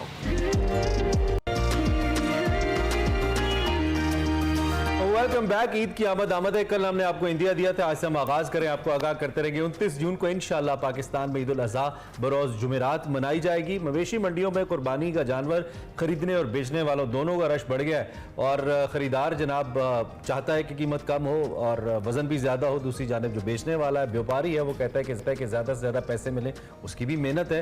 तो एक से बढ़कर एक जानवर भी मौजूद है और एक से बढ़कर एक माशाल्लाह प्राइस टैग भी मौजूद है। बिल्कुल, लेकिन इनकी कीमतें सुनकर खरीदार जो है ना वो परेशान हो जाते हैं। सिर्फ देखने की हद तक बात है। महंगाई है, मवेशी मंडी की रौनकें, रवायती रौनकें जो कह लें अभी तक बहाल नहीं हो सकी। क्या सूरत हाल है कराची में जी मवेशी मंडी की? सिक्योरिटी को लेकर बहुत सारे सवालात उठ रहे हैं। इसी हवाले से हमारी नुमाइंदा आयशा अंसारी कराची मवेशी मंडी में गई हैं और आयशा से बात करते हैं। जी आयशा। जी शुक्रिया। इस वक्त मैं नॉर्दर्न बाईपास पर कायम की सबसे बड़ी मवेशी मंडी में मौजूद हूँ, जो कि 700 एकड़ पर मुश्तमिल है, जहाँ 5 लाख से ज़ायद जानवर यहाँ पर लाए जा चुके हैं। 25,000 ऊँट, 50,000 बकरे, 2.5 से 3 लाख गाय बैल यहाँ पर लाए जा चुके हैं। बरकी कमकमों से जगमगाती ये जानवर शहरियों की तवज्जो का मरकज़ बने हुए हैं। तकरीबन 1 हफ्ता रह गया है ईद कुर्बान में और जो ख़रीदार है वो काफ़ी ज़्यादा परेशान भी हैं, क्योंकि होशरुबा महंगाई की वजह से उनको खरीदारी में दुश्वारी का सामना भी हो रहा है। खरीदार का कहना है कि सौदा नहीं बन पा रहा, कुछ खरीदार का जो है वो सौदा बन भी गया है। लोग अपने मनपसंद जानवर लेकर जा रहे हैं। खरीदारों का कहना है कि वक्त कम रह गया है और मुकाबला भी सख्त है, तो हमें जल्द से जल्द जानवर हम चाह रहे हैं कि लेकर जाएं। यहाँ पर जो है बुजुर्ग भी, बच्चे भी, सभी मौजूद हैं। अपनी फैमिलीज के साथ लोग जानवर खरीदने आ रहे हैं, क्योंकि ये एक ऐसा फैसला होता है जो कि फैमिली पूरी डिसाइड करती है है कि हमें जो है वो किस तरह का जानवर लेना है। दूसरी जानिब अगर व्यापारी की बात की जाए तो व्यापारियों का कहना है कि खिलाई पिलाई चारा समेत हर चीज़ इतनी महंगी हो गई कि हम खुद जानवर महंगे फ़रोख्त करने पर मजबूर हो गए हैं, क्योंकि पिछली बार जो ट्रॉलर का किराया था वो 1 लाख था और अब जो है वो 2 लाख से भी बढ़ गया है और फ़ी जानवर 4000 टैक्स यहाँ पर वसूल किया जा रहा है, जबकि पानी जो है वो जानवरों के लिए फ्री है। 20 लीटर तक जो है वो पानी फ़ी जानवर को जो है वो दिया जा रहा है। और इसके अलावा यहाँ पर आप देख सकते हैं कि जो है जानवर काफ़ी ज़्यादा एक्टिव है और वो भी ख़रीदार के मुंतज़िर इस वक्त दिखाई दे रहे हैं। इसके अलावा अगर हम बात करें इंतज़ामात की तो इंतज़ामात काफ़ी अच्छे हैं। तकरीबन 500 से ज़ायद जो है सिक्योरिटी एहलकार यहाँ पर तैनात किए गए हैं। मेन एंट्री गेट्स पर 3 गेट्स हैं नॉर्दर्न बाईपास मवेशी मंडी के, और इसके अलावा 13 ब्लॉक्स हैं जिसमें 2 ब्लॉक्स तो VIP ब्लॉक्स हैं जहाँ पर महंगे और खूबसूरत नस्ल के जानवर हैं और जो ख़रीदार हैं वो अपने इस्तेदाद के मुताबिक जो है वो जानवर ख़रीद रहे हैं। इसके अलावा यहाँ पर हम बाकी चीज़ें भी देखें, बकरे भी हैं यहाँ पर, मुख्तलिफ नस्लों के यहाँ बकरे भी मौजूद हैं। इस वक्त मेरे दाएं हाथ पे अनमोल है और बाएं हाथ पे लाल बादशाह मौजूद है। लाल बादशाह की जो कीमत है वो तकरीबन 12 लाख है और इनके मालिक से पूछते हैं कि इनकी इतनी कीमत क्यों है। जी बताइए कि आपने 12 लाख का ये आप दे रहे हैं, तो अभी तक कोई ख़रीदार आया या आपके सौदा बना है या नहीं? नहीं, अभी सौदा तो नहीं बना, खरीदार आ रहे हैं, देख रहे हैं। ये लेके जाएगा दिल वाला, कोई शौकीन नहीं लेके जाएगा इसको। अलग अलग है मेरे पास 2.5 लाख से लेके और 12 लाख तक की रेंज है। बकरों की नस्ल देखे, उसका कट काट, उसका वजन देखे, उस हिसाब से बकरों की कीमत है। लाल बादशाह और अनमोल के अलावा एक शहनशाह भी यहाँ पर मौजूद हैं। ये इनका नाम जो है वो शहनशाह है और इस तरह से जो है वो मंडी में मुख्तलिफ नस्लों के जानवर मौजूद हैं। जो नौजवान हैं वो बहुत ज़्यादा मुतहरिक नज़र आ रहे हैं, वो बहुत खुश नज़र आ रहे हैं क्योंकि वो इस ईद का ख़ास तौर पर इंतज़ार करते हैं कि वो अपने मनपसंद जानवर घर लेकर जाएं। मेरे साथ एक ख़रीदार भी मौजूद हैं, उनसे जानते हैं कि उनका सौदा कैसे बना, उन्होंने कितनी कीमत लगाई थी और इसके बाद इनको कितनी कीमत में जो है ये जानवर मिला है। जी बताइए। मैंने ये लिया है अभी और मैं संडे को आया था, उसके बाद मेरे तकरीबन 2 से 3 चक्कर लग चुके हैं मंडी में और ये जो ख़बरें आ रही थी कि मंडी सेफ़ नहीं है, अल्हम्दुलिल्लाह ऐसा कोई चक्कर नहीं है। मैं खुद आया हूँ, अकेला आया हूँ और आराम से आके यहाँ पे मैंने सौदे किए।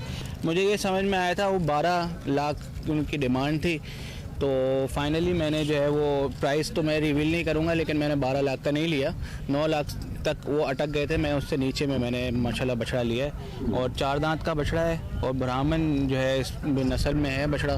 तो और मंडी में मैंने 2 जानवर और लिए, वो ट्रक में चढ़े हुए हैं, अगर आप दिखा सकें। बस ये तीसरा जानवर है, ये भी मैं चढ़ाऊँगा और इंशाल्लाह मैं डिफेंस में लेकर जाऊँगा।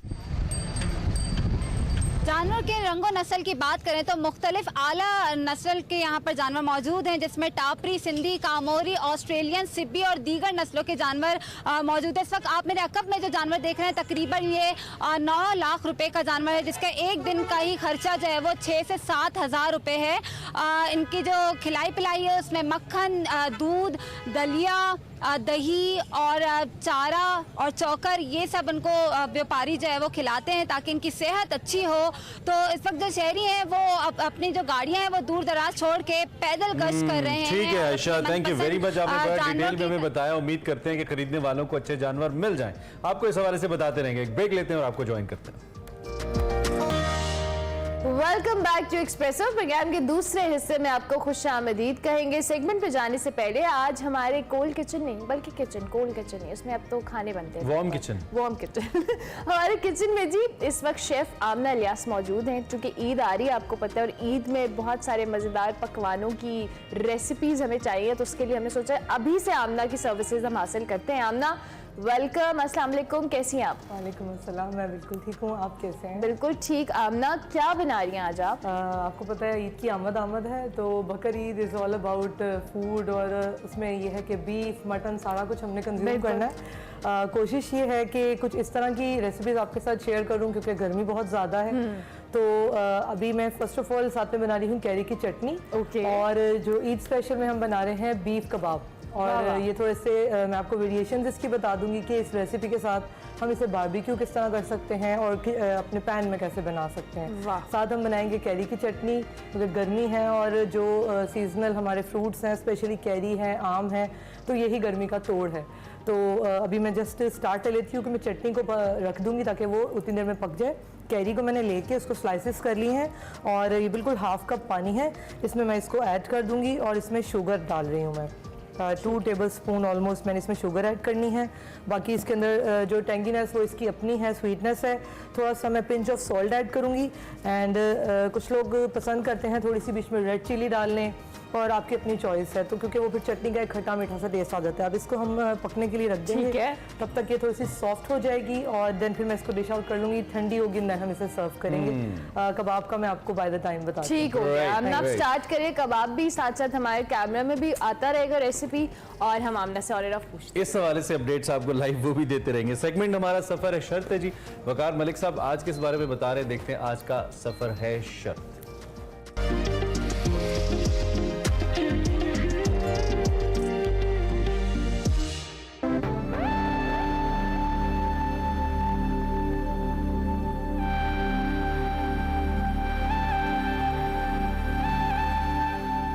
अस्सलाम वालेकुम, आप देख रहे हैं सफर शर्त। आपकी इस वक्त 3 मेज़बान हैं।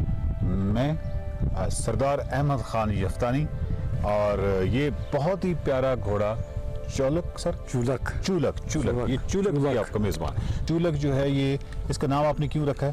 इसका नाम इसलिए रखा है कि परिंदे का नाम है। एक खूबसूरत परिंदा है, हमारे इलाके में रहता है, उसको हम उसको चूलक कहते हैं। ठीक है। और वो सुबह सवेरे वो बहुत खूबसूरत आवाज़ से गाता है, इसलिए तो इसके लिए ये भी खूबसूरत है। इसका नाम परिंदा और तेज़ भी है, इसलिए परिंदे का नाम उसको रखा है, परिंदे का नाम है। नाज़रीन, ये जो एपिसोड है ये सारी की सारी पोलो से मुतल्लिका है और चित्राल और गिलगित, मेरा ख्याल है कि नाम ही काफ़ी है कि ये 2 ऐसे आपस में हरीफ हैं कि पूरा साल इंतज़ार होता है। यहाँ पे क्वालिफाइंग राउंड्स होते हैं गिलगित बल्तिस्तान में, चित्राल में, और बड़ी मुश्किल से जो आखिर पे जो टीमें सेलेक्ट होती हैं वो आप यूँ समझिए कि बहुत ही मुश्किल प्रोसेस है एक एक प्लेयर के लिए उस लेवल पे, शंदूर के लेवल पे खेलना। और फिर शंदूर में जिस तरह हज़ारों तमाशाई होते हैं और एक बहुत ही एक्साइटिंग, तो ये बेसिकली जो सरदार अहमद साहब हैं ये पोलो के प्लेयर हैं और सिर्फ कोई मामूली प्लेयर नहीं है। आप कप्तान भी रहे बिल्कुल चित्राल की टीम के, और हम 4-5 साल रहे आप कप्तान? नहीं सर, मैं 5 साल कप्तान रहा और 4 दफ़ा जीता, 1 दफ़ा हारा। 4 दफ़ा यानी सक्सेस जो रिश्व है वो 20 साल से मैं खेल रहा हूँ शंदूर में। उससे पहले मेरा बड़ा भाई कप्तान थे, अमीरुल्लाह खान यफ्तानी, वो कप्तान थे। आज इसके बाद मैं कप्तान। अमीरुल्लाह यफ्तानी साहब जिनका म्यूजियम है, म्यूजियम है वो वो कप्तान रहे हैं? हाँ बिल्कुल, वो 14 साल तक कप्तान है सर। अच्छा, उन्होंने तकरीबन 10 जीता है वो। ठीक है। ये जो आपने गिलगित के साथ पिछले 8 साल से उनसे कुछ कर रहे हैं, जो आपको मुसलसल हरा रहे हैं, तो ये सर 8 साल हो गए। असल बात है कि वो उधर 4-5 मैच होता है ना सर। ठीक है। हर मैच फाइनल होता है, हर फाइनल मैच होता है। पहला मैच लासपुर और गजर के दरमियान होता है, वो भी फाइनल। उसका मेहमान खुसूसी वज़ीर आला आता है या गवर्नर आता है या कोई नहीं, मैं ये कह रहा हूँ कि चित्राल बहुत मुसलसल हरा रहा है ना गिलगित को। असल बात ये कि चित्राल के घोड़े बहुत अच्छे हैं और अभी गिलगित के घोड़े भी बहुत अच्छे हैं, उनके प्लेयर भी बहुत अच्छे हैं और इसी साल जबरदस्त मुकाबला होगा। अच्छा, ये जो शंदूर का फेस्टिवल हो उसमें ज्यादा इम्कान है कि बहुत ज्यादा कांटेदार मुकाबला होगा? बिल्कुल खतरनाक होगा, जबरदस्त होगा। और ये दुनिया का खतरनाक तरीन मुकाबला भी कहा जा सकता है क्योंकि फ्री स्टाइल है पोलो। इसका कोई कानून नहीं है, उसका कोई बिल्कुल कुछ भी नहीं है। आप किसी को सर मारो, घोड़े से किसी को मारो, और आप ऐसा करना है, गोल करना है, और किसी कोई इसका कानून मानून नहीं है। फ्री स्टाइल है, इसलिए इसको फ्री स्टाइल कहते हैं। ये जो मेरे पास स्टिक है ये तो काफी वजनी है और इसको बाकायदा जिस तरह मैंने देखा है पोलो खेलते हुए घोड़े पे इतनी तेज रफ्तारी के साथ जिस तरह आप इसको ये ट्विस्ट करते हैं, ये तो बड़ी यानी ताकत चाहिए इसके लिए। असल बात ये ना सर की, असल बात ये है कि ये जो लकड़ी है सर ये वाली, ये सर ये वाली ये खास वो उससे बनता है। ठीक है। ये आम ऐसे इसका कोई कारीगर होता है जो बनाता है? कारीगर होता है सर, मैं खुद बनाता हूँ। आप अपनी स्टिक खुद बनाते हैं? मैं खुद बनाता हूँ, क्योंकि हुसैन अली फ़ख्र गिलगित कहते थे, वो मेरा उस्ताद था, उसने मुझे सिखाया था।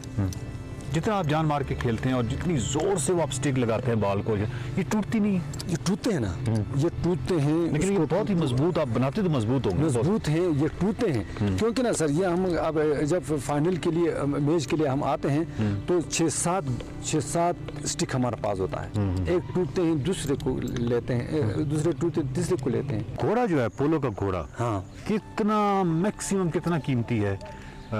असल बात ना सर कि इसका नस्ल होता है, नस्ल एक होता है हाफबेट होता है, हाफबेट घोड़ा होता है। हाफबेट घोड़ा ऐसे है कि वो ये पंजाबी घोड़ा, और दूसरा ये वज़ीरी घोड़े पर ये थारोबेट घोड़े को इसको क्रॉस करते हैं, तो इसके से जो पैदा होता है उसको हाफबेट कहते हैं। वो हाफबेट घोड़ा सबसे अच्छा है। नहीं, इनकी कीमत कहाँ तक जाती है? इनकी कीमत सर ये ड्रेसमल खान और टांग से हम लोग लाते हैं, उनका कीमत तकरीबन 5 लाख 6 लाख रुपए होता है। ठीक है, लेकिन यहाँ पे जिस तरह आप प्लेयर हैं तो प्लेयर्स में होता है ना फ़र्क के। सरदार अहमद यार जो हैं वो जफ्तानी बहुत अच्छे प्लेयर हैं, क्योंकि मूवमेंट्स बहुत अच्छी हैं, ये जो भी आपकी टेक्निक्स हैं। इसी तरह कुछ घोड़े भी तो मशहूर हो जाते होंगे कि हाँ घोड़ा जो है वो बहुत अच्छा। बिल्कुल, क्योंकि उसकी फिर कीमत बढ़ जाती है। बिल्कुल, असल बात है ना सही, जिसका घोड़ा अच्छा हो उसको संदूर के लिए सिलेक्ट किया जाता है, जिसका घोड़ा अच्छा ना हो, खिलाड़ी बहुत अच्छा हो, इसका घोड़ा अच्छा ना हो, उसको नहीं लेते। ये अच्छा, ये वैसे कमाल गेम है कि इसमें दोनों का एक्सपर्ट और दोनों का माहिर होना और दोनों का अच्छा प्लेयर होना जरूरी है, घोड़े का भी और जो उसका सवार है उसका। बिल्कुल, ये तो 50-50 है सर, 50-50। वाह। तो ये जो घोड़ा है ये मतलब ये मुख्तलिफ गेम्स खेलते खुद सीखता है, मुख्तलिफ मैच खेल के ये सीखता है, या कोई इसको सिखाने का कोई अलग भी सिस्टम है? बिल्कुल सर, इसको सिखाना पड़ता है इसको। अच्छा, खुद सिखाना पड़ता है इसको, सुबह सवेरे उसको ग्राउंड में लाने पड़ते हैं, उसको इस तरह गोल चक्कर में उसको चलाना पड़ता है, और इसके लिए बहुत मुश्किल है, और रास्ते में भी इसको पड़ता है। अब आप स्टिक लेते हैं, स्टिक से अब देखो ना, स्टिक से नहीं डरता है, नहीं डरता है ना, इसको पता है। इस तरह ऐसे करो ना, इस तरह इसके मुंह को इस तरह करके इसको पहले इसको स्टिक से इसका दोस्ती करना पड़ता है। इसका अगर ये स्टिक से डर जाएगा तो आप बाल पर मार जाएंगे, तो इस तरह नहीं होगा सर, ये बड़ी मुश्किल काम है, और इसका पालना भी बहुत मुश्किल है। इसका ऑफ कोर्स आपका खाना पीना है इसका, जो हम चित्राली लोग हैं ना, चित्राली लोग बड़े शौकीन हैं, हम गिलगित के लोग बहुत शौकीन हैं, ये हमारा कौमी खेल है। अच्छा, इसमें सर जी तो जब मैंने मतलब बहुत सारे मैचेस देखे हैं पोलो के, और उसमें जो चिलास के घोड़े हैं उनके कद जो है वो छोटे होते हैं। बिल्कुल, तो ये जो इसमें कोई रिस्ट्रिक्शन नहीं है, कोई पाबंदी नहीं है, किसी का छोटा कद का घोड़ा है या बड़े कद का घोड़ा है, इसमें कोई पाबंदी बिल्कुल नहीं। आप ऐसे आप बिल्कुल छोटे घोड़े ले सकते हैं, बड़ा घोड़ा ले ला। छोटे घोड़े का कोई एडवांटेज होता है? बिल्कुल होता है, बिल्कुल। इसका टर्न बहुत तेज होता है। अच्छा, इस तरह वो तेज करता है। इसको टर्न बहुत ज्यादा तेज होता है, वो थकता नहीं है। नहीं तो फिर सारे लोग छोटे घोड़े क्यों नहीं रखते? असल बात ये कि उसका पहले ज़माने में उसका अभी नहीं है, क्योंकि अभी बड़ा घोड़े होते हैं ना, बड़े घोड़े से इसको टक्कर लगाते हैं तो गिर जाते हैं। अच्छा, ये पोलो की बहुत सारी टेक्निक्स हैं जो यकीनन जो पोलो, अगर आप उस गेम को जानते हैं तो फिर तो आप जबरदस्त किस्म का उससे लुत्फानंदोज होते हैं। अब इस साइड पे आ जाते हैं। हाँ जी, ये बड़ी रफ टफ किस्म की बॉल है। ये आप यहाँ बनाते हैं, ये क्या करते हैं? बिल्कुल नहीं, ये सियालकोट से बनते हैं। ये अच्छा, ये भी सियालकोट से। ये है क्या? ये लकड़ी से बनते हैं, ये खास किस्म के दरख्त होता है। अच्छा, ये असल बात है ना सर कि ये उधर बनते हैं, ये 4-5 किस्म के बनते हैं। अच्छा, 4-5 किस्म। एक वो होता है कि ये तो सबसे सस्ता है, क्योंकि ये 150 रुपये में मिलता है, 200 रुपये में मिलता है। बाज़ी हैं जो 500 रुपये में मिलते हैं, वो सब बहुत अच्छे हैं, और घोड़ों की इसको भी नहीं मारते हैं, ख़राब नहीं करते हैं, किसी को लगते हैं उसको नुकसान नहीं देते हैं। एक प्लास्टिक को होते हैं, प्लास्टिक की, वो बहुत कीमती होते हैं। अच्छा, बहुत कीमती होते हैं, क्योंकि हम लोग वो इस्तेमाल नहीं करते हैं। वो संदूर में भी इस्तेमाल नहीं होता है, वो संदूर में भी नहीं इस्तेमाल नहीं होता है, हमारा इस्तेमाल। हाँ, बिल्कुल। तो ये तो बड़ा कमाल है। तो पूरा साल जो है चित्राल और चित्राल के लोग जो हैं ये सिंदूर का बहुत वेट करते होंगे, इंतजार करते होंगे कब आएगा वो इवेंट। बिल्कुल बिल्कुल। अब ऐसे बात है ना सर कि पहले ज़माने में ऐसे था कि घोड़े, हमारे पास घोड़े नहीं होते थे। हम सिर्फ मेरा एक घोड़ा, एक दफ़ा ऐसा हुआ कि मेरे घर में 2 घोड़े रह गए, ये पूरा इलाके में एक घोड़ा नहीं था। और साहब आज कर दे कि हमारा गाँव नीचे है रेशुन और भुनी और कुश्त से हम वहाँ बंगवा के शंदूर में खेलते थे। अच्छा। क्योंकि अभी ऐसा हुआ है कि मुकाबले के ज़माने हैं और लोगों के पास पैसे बहुत आ गया। हाँ, अभी बहुत पैसे हैं। अच्छा चलें, आपसे मैं ये पूछता हूँ, पैसों के हवाले से आपने बात की है, तो यहाँ प्लेयर्स को क्या मुआवजा मिलता है जो सिंदूर फेस्टिवल खेलते हैं? ये मतलब उनकी कोई इज्जत अफजाई अच्छी होती है क्या? कुछ भी नहीं होता है सर, कुछ भी नहीं होता है। इसमें क्या है सर कि अभी देखो ना, चित्राल से घोड़ा यहाँ लाते हैं, चित्राल से यहाँ से चित्राल सिंदूर आते हैं, 25,000 रुपये लेते हैं, वापसी पर 25,000 रुपये, 50,000 रुपये में घोड़े इधर पहुँचते हैं। आपका ज़ाती है, हाँ, खर्चा होता है ना। हुकूमत देता है 80,000 रुपये देता हूँ, उधर खर्चा करो, सामान ले लो, स्टिक ले लो, तो कुछ भी नहीं है। तो हुकूमत की तरफ से कुछ भी नहीं है। तो ये टूरिज्म वाले भी कुछ लोगों के साथ इस तरह नहीं है, कुछ नहीं, लोग अपने शौक के लिए करते हैं। और ये देखिए ना कि आपने पूरी दुनिया में नाम कमाया, पूरी दुनिया में सिंदूर का एक नाम है, इस फेस्टिवल का नाम है, पोलो का नाम है, और ये बहुत कमाल चीज़ है। तो बहुत शुक्रिया आपका, आपने बहुत ही ज़बरदस्त किस्म की मालूमात दी जफ्तानी साहब। और मैं हमेशा हर साल जब भी सिंदूर फेस्टिवल होगा तो मैं अगर लाहौर भी बैठा हूँगा तो मैं सोचता हूँ कि सरदार अहमद शार खान जफ्तानी आपकी टीम जीते। अच्छा, क्योंकि जितना मैं आपकी टीम के लिए दुआ गो होऊंगा, मेरा मसला ये है कि मेरी मोहब्बत गिलगित से भी उतनी ज़्यादा है। ठीक है, तो मैं दोनों के लिए कर दूंगा। वो भी हमारे भाई हैं, वो भी एग्जैक्टली। लेकिन आपसे रिक्वेस्ट है, क्योंकि आपने 8-9 दफ़ा शिकस्त दे चुके हैं गिलगित को कंटिन्यूसली, लगातार। अब ना कुछ मज़ा नहीं आ रहा, आप बहुत एक जैसा हो गया, आप थोड़ा सा उनको भी जीतने दें इंशाल्लाह। मुझे लगता है इसी साल उसकी टीम बहुत अच्छे हैं, घोड़े अच्छे हैं, वो जिन जाने का उनका तक 100% इम्कान है। ठीक। और चुलक से मेरी दोस्ती हो गई है। ठीक है। जब हम बातें कर रहे थे तो कई दफ़ा चुलक ने मेरी तरफ देखा है। हाँ बिल्कुल, मेरा ख्याल है कि हमारी दोस्ती हो गई है। बिल्कुल। बहुत शुक्रिया, थैंक यू वेरी मच। देखते रहिए सफर शर्त।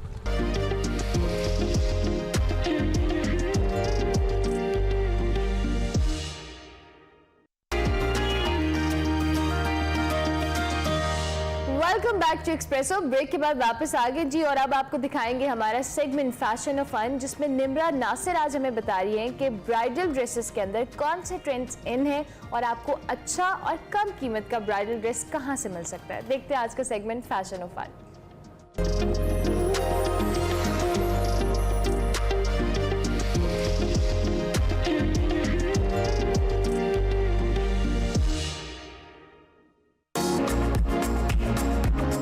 अस्सलामुअलैकुम। शादियों पे डिज़ाइनर जोड़े पहनने का शौक तो सबको होता है, लेकिन आजकल के इस महंगाई के दौर के अंदर ऐसा करना बिल्कुल नामुमकिन हो गया है। आज मैं मौजूद हूँ कनारी बाजार लाहौर में, जहाँ मैं आपको बताऊंगी कि किस तरह से आप कम पैसों के अंदर अपनी मर्जी का जोड़ा बनवा सकते हैं। शादी के कपड़ों के अलावा भी मुझे यहाँ पे वैरायटी नज़र आई है। जैसे ये दुपट्टा है, ये शिफॉन का दुपट्टा है, इसके ऊपर मुकेश का काम हुआ हुआ है। तो बेसिकली हमें ईद की शॉपिंग करनी है तो हमें पता है हमें कहाँ है, यहाँ से ईद के कपड़े मिल जाते हैं। कैजुअल पहनने के लिए होती है, इसमें मतलब ये है कि जो दुल्हन की बहनें वगैरह हो, कजन्स हों। तो आजकल कस्टमर मांग क्या रहा है? कस्टमर मुख्तलिफ आते हैं। यहाँ पे कस्टमर कहता है जी हमें इस तरह के भी कस्टमर आते हैं, हमें बिल्कुल जैसे ट्रेडिशनल स्टाइल नहीं होता, बिल्कुल गोल्डन काम हो, बिल्कुल ऐसे हो। कई आते हैं वो कहते हैं जी इसमें रेशम ही रेशम हो, मतलब 70-80% रेशम हो, ऐसे भी आते हैं। मतलब कस्टमर का कोई पता नहीं। अच्छा, तो बेसिकली जो ज्यादा काम होता है वो सर के ऊपर आते हैं कि इसको माथा पट्टी बोलते हैं। हाँ, ये बिल्कुल जो ज्यादा होता है ना वो माथा पट्टी पे आ जाता है। बाकी जो है थोड़ा सा उसके बाद फिर इसमें पूरी में स्प्रे किया होता है। बड़ों के साथ साथ यहाँ पे बच्चों के कपड़े भी मिलते हैं। शादी के ऊपर जो बच्चे कपड़े पहनते हैं वो भी बनते हैं। जैसे आप ये देखें, ये मेरे ख्याल से किसी 3 साल की बच्ची का सूट। यहाँ पे बच्चे बूढ़े हर एज के लोग आए हुए हैं, हर एज के लोगों के लिए कपड़े मिलेंगे। जिस चीज़ की मुझे तलाश थी वो फाइनली मुझे मिल गई है। यहाँ पे डिज़ाइनिंग होती है कपड़ों की, अस्सलाम वालेकुम। वालेकुम अस्सलाम। अच्छा, तो ये पहला प्रोसेस है। मैंने अब मुझे कपड़े बनवाने हैं और मैं गई हूँ किसी दुकानदार के पास और मैं उसको फोटो दिखा दिया, तो पहला प्रोसेस ये है, बुनियाद यही है। अच्छा, तो सारे किनारी बाजार में जितने भी दुकानदार बैठे हैं वो काम तो आपसे ही करवा रहे हैं, सब आपसे डिजाइन करवाते हैं। तो आपको कितना टाइम हो गया यहाँ पे, आप कितने वक्त से काम कर रहे हैं? किनारी बाजार में तो मैं 30 साल से हूँ, मगर ये काम मैं 10 साल से कर रहा हूँ। अब इसमें मैं आपको बताता हूँ, कुछ समझाना पड़ेगा। ये ब्लैक कुशन देख रहे हैं आप, काले वाले, ये है इसका कोट गाउन। ये सेंटर की जगह जो खाली है, नीचे वाला ऊपर आएगा, कमीज आएगी नीचे वाली। फन पार्ट तो ये है, यहाँ पे शॉपिंग के साथ साथ खाना भी मिलेगा। यहाँ पे स्ट्रीट फूड की बहुत ज़्यादा वैरायटी है। तो बेसिकली आप शादी की शॉपिंग के लिए आए हैं, कोई दुल्हन आई है, थक गई है, यहाँ से खाना भी खा सकते हैं, सस्ते में कपड़े बनवा सकते हैं अपनी मर्जी के। इस टाइम में जिस जगह पे मौजूद हूँ, ये वो जगह है जहाँ पे ये सारा काम होता है। ये कारखाना है जहाँ पे ये सारे कारीगर काम कर रहे हैं। अभी हम उनसे बात करते हैं। अस्सलाम वालेकुम। वालेकुम अस्सलाम। आपके इस काम को क्या बोलते हैं? आरी का काम कहते हैं। आरी का काम कहते हैं। तो ये आप क्या यूज़ कर रहे हैं, कौन सा धागा है? ये रेशम है। हाँ जी। तो रेशम क्यों? और तिल्ला भी हो जाता है। अच्छा।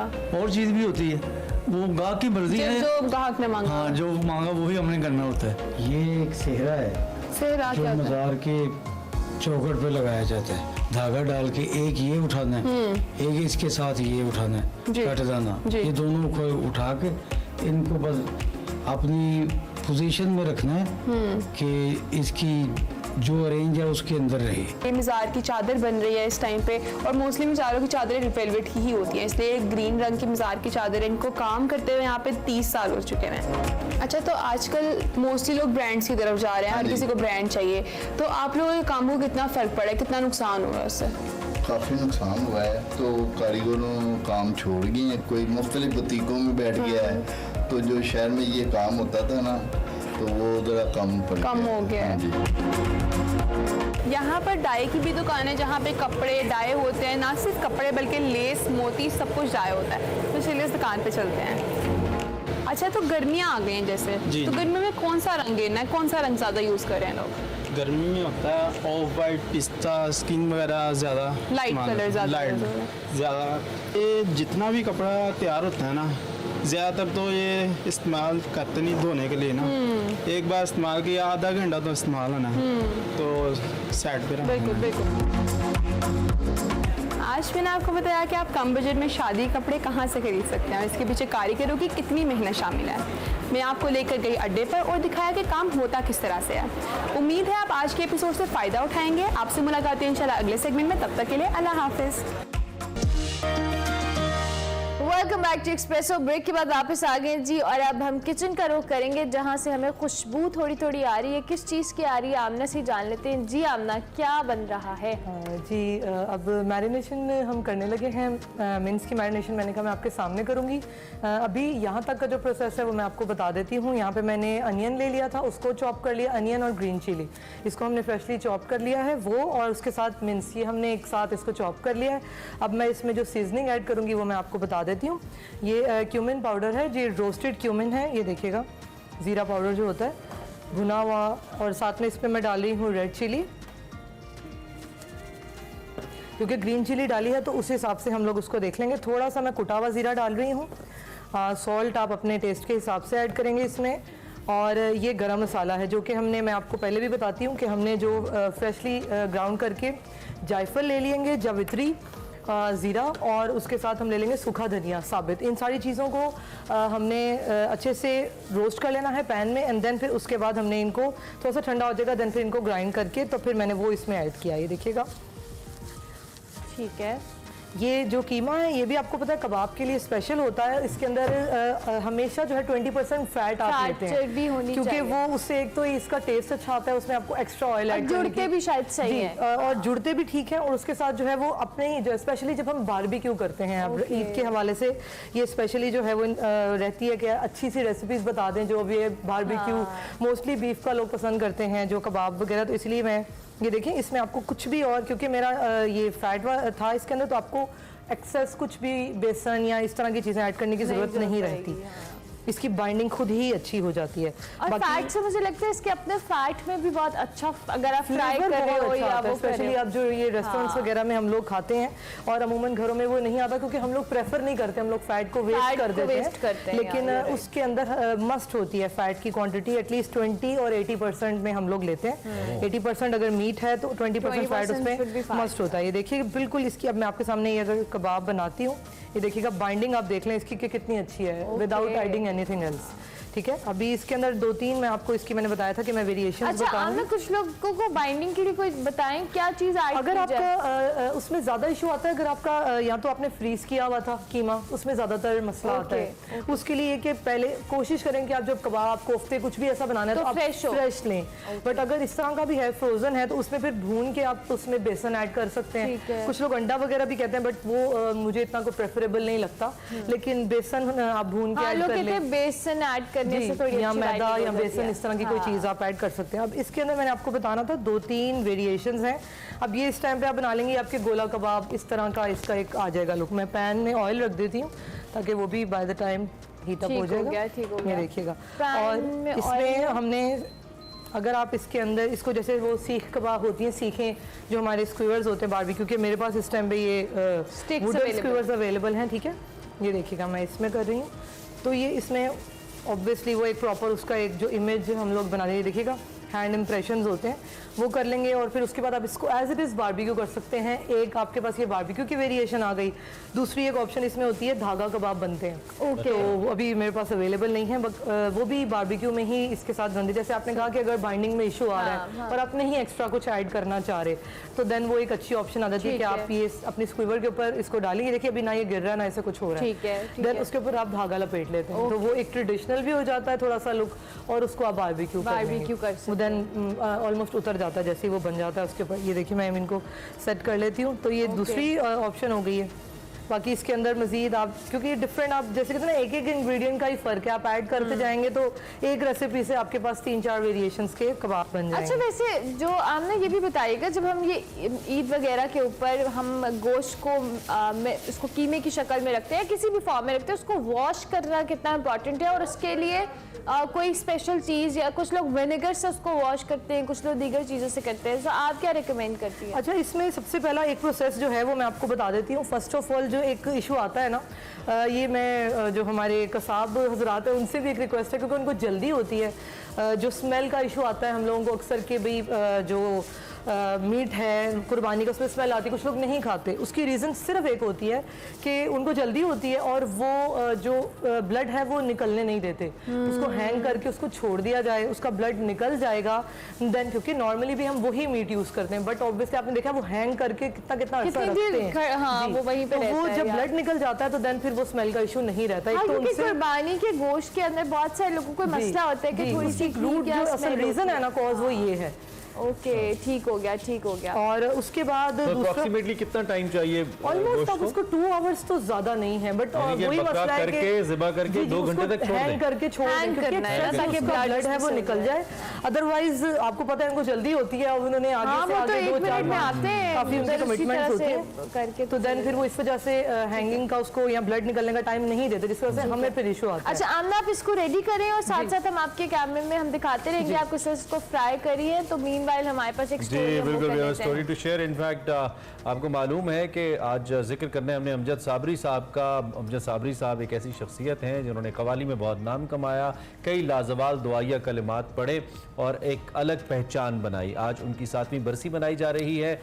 मैं कब्र अंधेरी में घबराऊंगा जब तन्हा, इतनी दिलजमी से पढ़ा कि जब जब हम सुनते हैं हमें अमजद भाई की याद भी आती है और हम उनके लिए दुआ भी करते हैं। कराची के मारूफ कवाल घराने में पैदा हुए, उन्होंने कवाली के शोबे में अपनी सलाहियतों को ऐसे मनवाया जिसकी मिसाल कम ही मिलती है। अमजद साबरी ने पाकिस्तान समेत दुनिया भर में शोहरत हासिल की। अमजद फरीद साबरी की कवाली आज भी सुनने वालों पर सहर तारी कर देती है। जो उन्होंने गाया कमाल गाया, और आज से 7 साल कबल लियाकताबाद कराची के इलाके में उन्हें गोलियां मारकर शहीद कर दिया गया रमज़ानुल मुबारक के अंदर। और एक बहुत बड़ा खला कवाली में पैदा हुआ अमजद भाई के जाने से, जो यकीनी तौर पर पूर्ण नहीं किया जा सकता।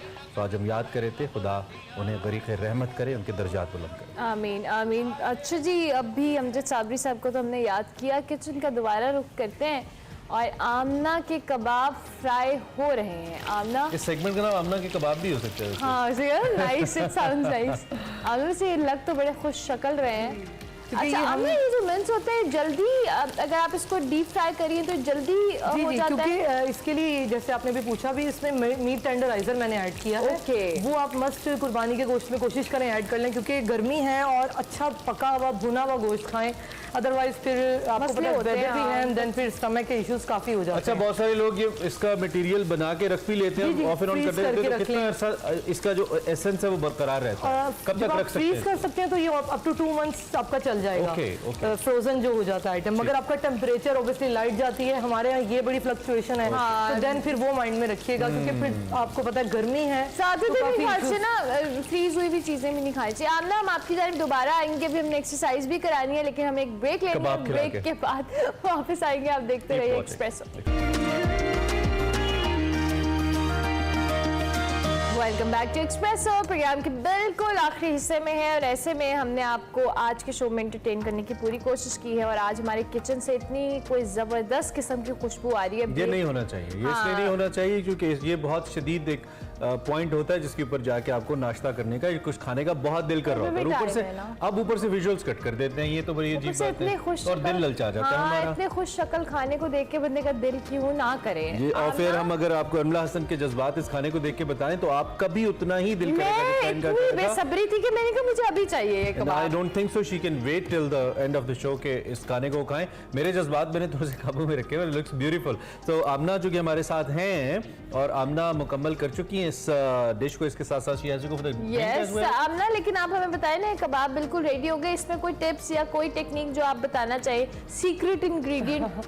सीक्रेट इंग्रेडिएंट इसकी जो ये कबाब को सबसे ज़्यादा होता यही है कि उसको आप जब बना लें, शेप दे के उसको आप फ्रिज में थोड़ी देर के लिए छोड़ दें, एटलीस्ट फॉर 1 आवर। उसमें ये है कि फ़ौरन से बनाने में कुछ लोग हैंडल नहीं कर पाते बिकॉज सॉफ्ट होते हैं, तो थोड़ी देर उसको आप फ्रिज में सेट होने के लिए रख दें एंड देन फिर आप उसे फ्राई करें। जैसे आपने कहा अगर फ्रीज करना चाह रहे हैं तो ठीक है। ये चटनी भी बड़ी अच्छी लग रही है, चटनी के बारे में बताएं। बेचारी इग्नोर हो रही है। और ये इसको कॉम्प्लीमेंट करती है, जो इसका टेस्ट है वो बहुत ज़्यादा इसके साथ जाता है। उसके लिए आप इसके लिए मैंने जस्ट कैरी ली थी और उसके अच्छा, जब हम ये इस रेसिपी पे काम करे थे, जब हम करे थे तो हमने कहा भी साथ कुछ पीने को भी होना चाहिए, there should be something to drink. तो इस हवाले से हमने कहा कि भाई कुछ ऐसा भी तो बताएं साथ हम पी भी सके, गर्मियों को भी साथ जो केटर कर सके। तो आमना है समथिंग इन इट। जी आमना, कैरी को ही हम लेके चले हैं, तो क्योंकि आपको पता है सीजन में है और स्पेशली कबाब या इस तरह की चीज़ें आप खाते हैं तो उसके लिए डाइजेशन का एक बड़ा ज़रूरी है कि कुछ इस तरह का ड्रिंक हो। तो कैरी का ड्रिंक बनाया है मैंने। इसके लिए मैंने कैरी ले ली है, उसको मैंने स्लाइसेस करके जस्ट उसको मैंने ब्लेंड करने रख दिया था। ब्लेंड कर लिया जब मैंने उसको, तो इसको फिर मैंने पानी डाल के, शुगर डाल के, लिटिल आप पिंच चाहें ब्लैक सॉल्ट मैंने वैसे ऐड किया है, प्लेन सॉल्ट भी ले सकते हैं, और लेमन जूस थोड़ा सा मैं डाले। इतना ये रिफ्रेशिंग ड्रिंक है, मस्त। इसको स्पेशली एंड आई बिलीव ठंडा एज वेल, बिल्कुल तासीर इसकी ठंडी, क्योंकि कैरी की तासीर ठंडी होती है, आम की तासीर गर्म होती है और कैरी की तासीर ठंडी होती है। ये भी आप कुदरत का निजाम देखिए इस तरह। तो ये इसके साथ पूरा एक जिस तरह के हमारा मील है, इसको आप पराठे के साथ लेना चाह रहे हैं, जिस तरह से भी रोटी के साथ या बाजार के नान वगैरह, उसके साथ हम इसको सर्व कर सकते हैं। अमला हसन ये शॉट छोड़ के चली जाएं और ऐसी हम ऐसा करते हैं, प्रोग्राम ही खत्म कर लेते हैं। आमना, थैंक यू वेरी मच, बहुत शुक्रिया। एज यूजुअल बहुत जबरदस्त डिश आपने भी बनाई आज भी। ट्राई जरूर कीजिए, फीडबैक दीजिए और सोशल पे ये भी बता दीजिए अगर आप कुछ चाहते हैं कि वो आमना बनाए तो हम उनसे रिलेटेड कर लेंगे। बिल्कुल ठीक है। Very good care of yourself, have a nice day. आपसे कल मिलेंगे इंशाल्लाह।